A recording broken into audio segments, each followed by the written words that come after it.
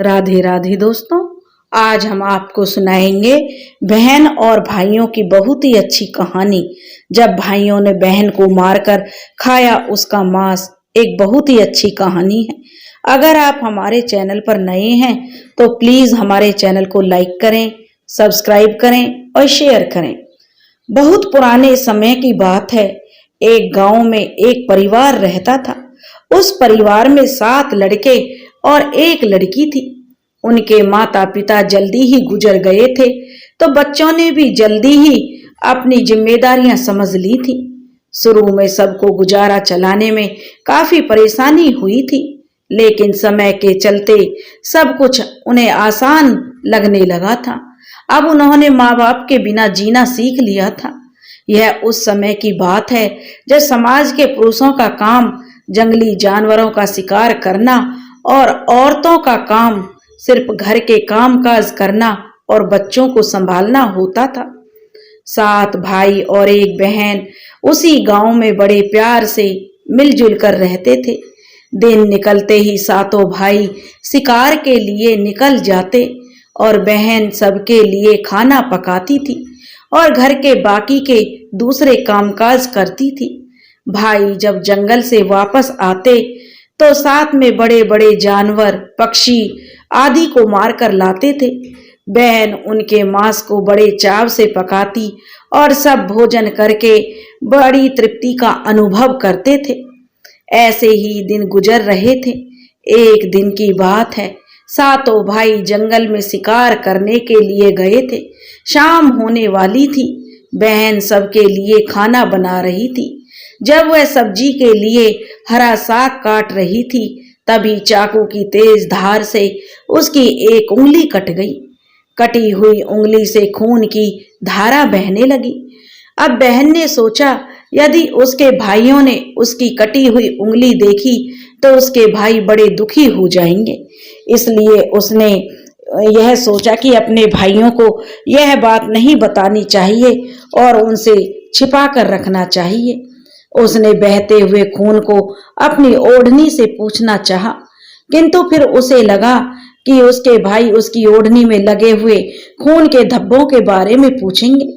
फिर उसने सोचा कि चलो दीवार पर पहुंचना ठीक रहेगा, लेकिन फिर उसके दिमाग में ख्याल आया कि यह तो मेरे भाइयों को अच्छे से दिखाई दे जाएगी। फिर बहन बेचैन होकर इधर उधर घूमने लगी, लेकिन उसे कोई ऐसी जगह नहीं मिली जहां उसका बहता हुआ खून उसकी भाइयों की नजरों से बच सके। इसलिए उसे कोई उपाय न मिलने पर उसने उसी साग से जो खाने के लिए बना रही थी, उसी से अपना खून था जो उसे पूछ दिया। शाम को भाई जंगल से वापस आए। बहन ने भाइयों के लिए खाना परोसा। आज 7 भाइयों को साग बहुत ही स्वादिष्ट लगा। 7 अपनी उंगलियां चाटते रह गए और अपनी बहन की पाक कला की तारीफ करने लगे। अपनी तारीफ सुनकर बहन भी खुशी से फूली नहीं समाई थी। दिन भर के थके होने के कारण 7 भाई उस दिन जल्दी सो गए। अगली सुबह रोज की तरह खा पीकर 7 भाई फिर जंगल की ओर निकल पड़े। जब वे शिकार तलाशते तलाशते थक गए और सारे भाई एक पेड़ की छांव में बैठकर आराम करने लगे, तो बातों ही बातों में 7 भाई रात के भोजन के बारे में बातें करने लगे कि रात के भोजन में बहन ने जो साग बनाई थी उसकी चर्चा होने लगी। सब कहने लगे कि कल इतना स्वादिष्ट साग उन्होंने खाया कि आज तक ऐसा स्वाद नहीं खाया। सबने तय किया कि आज घर चलकर इसके बारे में अपनी बहन से जरूर पूछेंगे और जानकर रहेंगे कि साग में उसने ऐसा क्या क्या मिलाया था। शाम को 7 भाइयों ने जब घर आए तो दोबारा अपनी बहन की पाक कुशलता की तारीफ करते हुए पूछा, हमारी प्यारी बहन, कल रात के साग में तुमने ऐसा क्या क्या मिलाया था? बहन बताना तो नहीं चाहती थी। वह सोच रही थी, अगर उन्हें पता चला कि उनकी उंगली कट गई है तो मेरे सारे भाई दुखी हो जाएंगे। इसलिए उसने कहा, कुछ नहीं बड़े भैया, सब जो रोज बनाती वही बनाया था। तो उसका बड़ा भाई कहने लगा, प्यारी बहना, तुम्हें आज बताना ही पड़ेगा और मैं जानना चाहता हूँ कि हमारी बहन ने इतना स्वादिष्ट साग कैसे बनाया। तुम्हें मेरी सौगंध है बहन, तो तुम्हें आज सच्चाई बतानी ही पड़ेगी। बड़े भाई का सब सम्मान करते थे, इसलिए बहन को भी अब सच बोलना पड़ा। उसने धीरे धीरे सारी बात बताते हुए कहा, भैया बस इतना सा अपना खून मिला दिया था और ज्यादा कुछ नहीं, क्योंकि मेरी उंगली कट गई थी। मैंने सोचा कि आप लोगों को पता चलेगा तो आप दुखी होंगे, इसलिए मैंने अपने खून को जो इसी में मिला दिया। यह सुनकर 6 भाइयों के मन में एक कुटिल ख्याल आने लगा। वे सोचने लगे, इसके खून की चंद बूंदें इतनी स्वादिष्ट हैं, तो इसका मांस कितना स्वादिष्ट होगा। रात के खाने के बाद सातों भाई सोने के लिए चले गए। सातों में फिर उसी बात की चर्चा छिड़ गई। बड़ा भाई कहने लगा, अरे भाइयों, खून की कुछ बूंदें हमारी बहन की इतनी स्वाद हैं, तो सोचो उसके शरीर का मांस कितना स्वादिष्ट होगा। सबने बड़े भाई की हाँ में हाँ मिलाई और अगले दिन शिकार के लिए सातों भाई जाते समय जो सातों भाइयों ने योजना बनाई कि बहन को मारकर उसका मांस बनाएंगे और खूब स्वादिष्ट बहन का मांस होगा। सातवें भाई को अपने बड़े भाइयों की योजना बिल्कुल भी अच्छी नहीं लगी। वह अपनी बहन को बचाने के लिए बेचैन हो गया। वह खुलकर इसका विरोध तो नहीं कर सकता था, क्योंकि 6 भाई एक तरफ थे और वह अकेला एक तरफ। शिकार करने के बाद सभी भाइयों ने मिलकर एक टीले पर बांस के पट्टों से बना एक चबूतरा बनाया, जिसे चांग कहते हैं।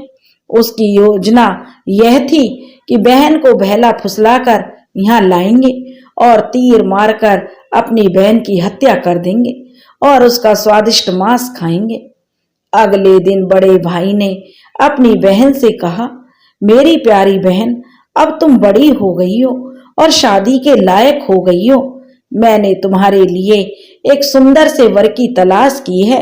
आज हम उसको देखने जाएंगे और उसका घर भी देख कर आएंगे, इसलिए तुम भी सज संवर कर हमारे साथ चलो। बहन शादी की बात से बहुत खुश हुई, तुरंत ही तैयार होकर भाइयों के साथ चलने लगी। चलते चलते जब बहन थक गई तो वह बड़े भाई से पूछने लगी, भैया मेरा ससुराल अब कितना दूर है? बड़ा भाई बोला, बस अभी कुछ देर में पहुंचने वाले हैं।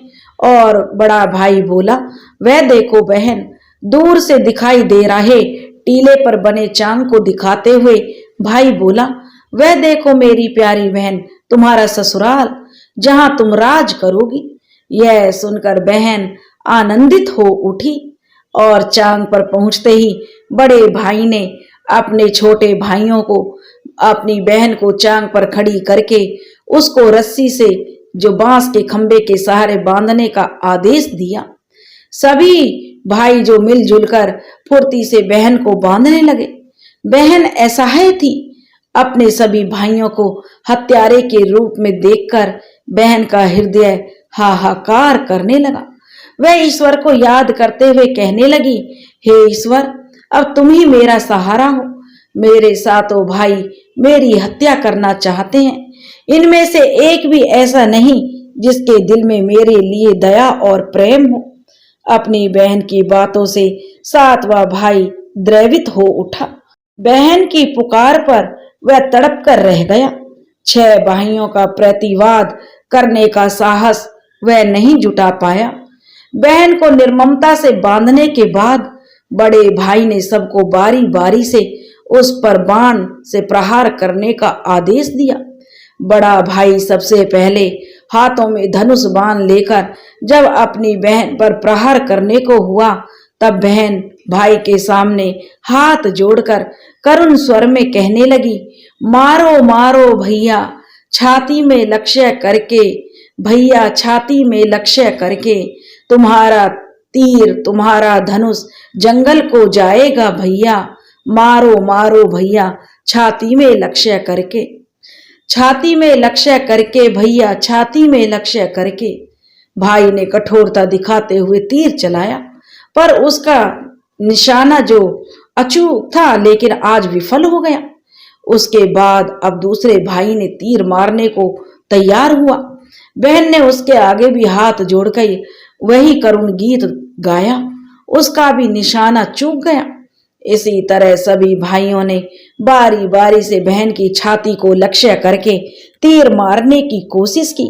बहन हर बार यही गीत दोहराती रही। 6 भाई लक्ष्य भेद करने में असफल रहे। अब 7वें भाई की बारी थी। 6 भाई उससे कहने लगे कि भाई पूरी ताकत से तीर चलाना और बहन को एक बार में ढेर कर देना। यदि तुम्हारा निशाना चूक गया तो तुम जिंदा नहीं बचोगे, हम सब तुम्हें मार देंगे। बहन ने छोटे भाई की जान खतरे में पड़ते देखी तो उसने अपनी जान न्यौछावर करने और अपने छोटे भाई को बचाने का निश्चय किया। वह ईश्वर से प्रार्थना करने लगी, हे ईश्वर, मेरे भाई का तीर मेरी छाती भेदने में सफल हो जाए। वह फिर करुण गीत गाने लगी, मारो मारो भैया छाती में लक्ष्य करके, भैया छाती में लक्ष्य करके, तेरा तीर मेरी छाती भेद जाए।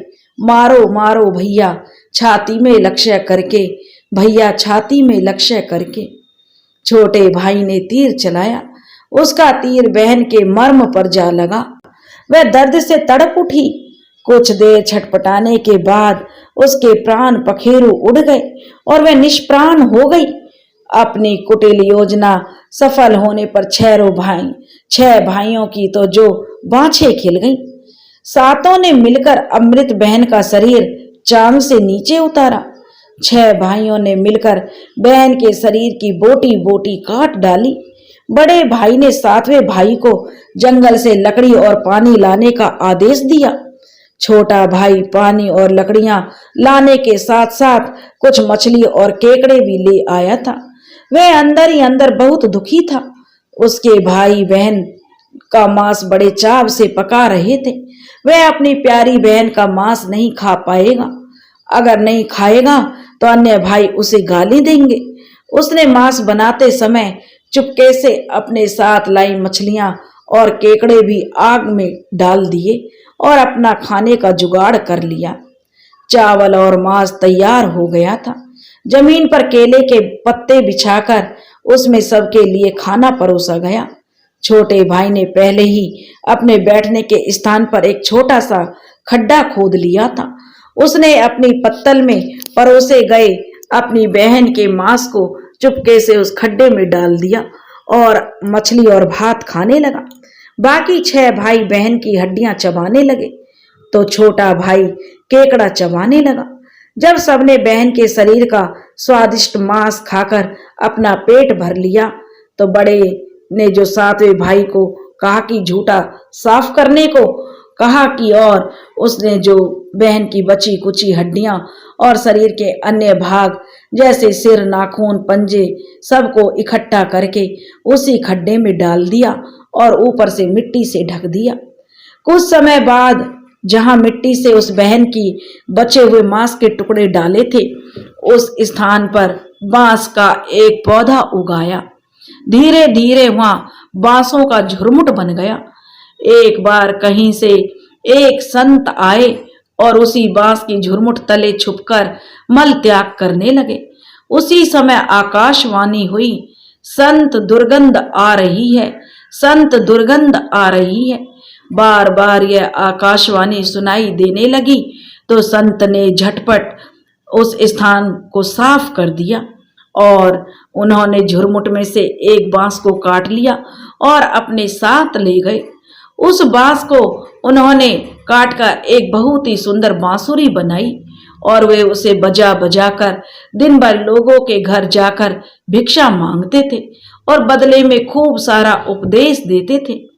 एक दिन की बात है, संत भिक्षा के लिए उसी गांव में उसी बड़े भाई के द्वार पर चला गया। तब तक 6 भाइयों का भी विवाह हो चुका था। केवल 7वां भाई अभी कुंवारा था। जो ही संत ने बड़े भाई के आंगन में कदम रखा तो ही संत की बांसुरी स्वयं बोल उठी, नहीं बाजो रे बांसुरी, यही है दुश्मन सबसे बड़ा, बड़े भाई के घर नहीं बाजो रे बांसुरी। दया प्रेम सब छोड़कर रिश्ते में यही दाग लगाया है, नहीं बजो रे बांसुरी। यही है दुश्मन सबसे बड़ा, बड़े भाई के घर नहीं बजो रे बांसुरी। योगी के बाजे से बार बार निकल रही इस तरह की करुण आवाज से बड़े भाई के पसीने छूटने लगे। उसने अपने पत्नी से योगी को तुरंत भिक्षा देकर विदा करने को कहा। इसी तरह योगी बाबा बारी बारी से 6 भाइयों के द्वार पर गए और उनके आंगन पर कदम रखते ही बांसुरी ने स्वयं यह गीत बजने लगता। उन्होंने भी अपनी पत्नी को तुरंत ही कुछ भिक्षा देकर संत को विदा करने को कहा। उनके मन में अब यह डर समा गया कि यदि इसी तरह योगी की जो बांसुरी बजती रही तो उनकी यह पोल खुल जाएगी कि वे अपनी बहन के हत्यारे हैं। इसलिए वे संत अब अंतिम समय 7वें भाई के द्वार पर पहुंचा, जो अभी तक कुंवारा था। वह अकेले रहता था। जब योगी बाबा उसके द्वार पर उपस्थित हुए तो बांसुरी बोल उठी, बाजो रे बाजो बांसुरी, मेरे सबसे छोटे भाई के घर। मन की बात मन में छुपाकर युग युग से रखा है अंतर में। बाजो रे बांसुरी, यही है मेरे सबसे प्यारे भाई का घर। योगी की बांसुरी से प्यारा और दिलचस्प गीत बजते ही और सुनकर छोटे भाई ने उन्हें सम्मान के साथ अपने घर में बैठने के लिए आसन दिया। तांबूल पान और जलपान से उनका सत्कार किया। उसके बाद बांसुरी के विषय में चर्चा हुई तो योगी ने बांसुरी के जन्म की कहानी जो छोटे भाई को पूरी बताई कि कैसे उसने बांस को काटकर जो बांसुरी बनाई है, कैसे आकाशवाणी हुई थी। छोटे भाई ने उस बांसुरी को उस योगी से देने की प्रार्थना की तो योगी ने उस छोटे भाई को वह बांसुरी सौंप दी। योगी के चले जाने के बाद अब छोटे भाई ने बांसुरी को अपने बिस्तर के सिराहने की तरफ साफ सुथरे स्थान पर धूप दीप जलाकर सम्मान के साथ रख दिया। कुछ दिनों के बाद छोटे भाई के घर में परिवर्तन दिखाई देने लगे। जब वह काम से घर लौटकर आता तो सारा घर साफ सुथरा पाता। जब रोज रोज यही बात दोहराने लगी तो छोटे भाई ने अपनी भाभियों के घर जाकर पूछा कि भाभी, मेरी गैर हाजिरी में आप लोग मेरे घर की साफ सफाई करते हो क्या? सभी भाभियों ने जवाब दिया, हमें अपने घर के कामकाज से तो फुर्सत नहीं है, तुम्हारा घर कैसे साफ करेंगे? छोटे भाई ने निश्चय किया कि आज वह छुपकर देखेगा कि उसका घर कौन साफ करके जाता है। इसलिए छोटा भाई काम पर नहीं गया और वह घर के एक कोने में छुप गया। घर सुनसान होते ही जहां पर बांसुरी स्थापित की थी वहां से उसकी बहन की शकल की एक लड़की निकली और उसने घर का सारा काम किया और फिर उसी बांसुरी में समा गई। छोटे भाई ने यह सब देखा तो उसे अपनी आंखों पर विश्वास नहीं हुआ। फिर छोटे भाई ने यह बात अपनी बड़ी भाभी को बताई। बड़ी भाभी ने अपने छोटे देवर को समझाया कि जैसे ही लड़की बांसुरी से बाहर निकलेगी तुम उस बांसुरी को आग के हवाले कर देना, फिर उस पर तुलसी जल छिड़क देना, फिर देखना क्या होता है। छोटे भाई ने बड़ी भाभी के कहे मुताबिक सारा काम किया। उसने लड़की के निकलते ही बांसुरी को आग में डाल दिया और लड़की पर पवित्र तुलसी दल का छिड़काव किया। तुलसी दल के स्पर्श से वह मानव रूप में आ गई। भाई ने देखा तो यह तो उसकी प्यारी बहन है। उसने अपनी बहन को गले से लगा लिया। उसके बाद दोनों बहन भाई बड़े प्रेम से जो रहने लगे और बहन ने भाई को और भाई ने बहन को अपना लिया और खुशी से एक दूसरे के साथ रहकर जीवन यापन करने लगे। दोस्तों, इस कहानी से हमें शिक्षा मिलती है, निस्वार्थ प्रेम ही रिश्तों को बनाए रखता है। रिश्तों को कलंकित करने वाले कभी नहीं छुप सकते। दोस्तों, अगर आपको हमारी कहानी पसंद आई हो तो प्लीज हमारे चैनल को लाइक करें, सब्सक्राइब करें और शेयर करें। राधे राधे।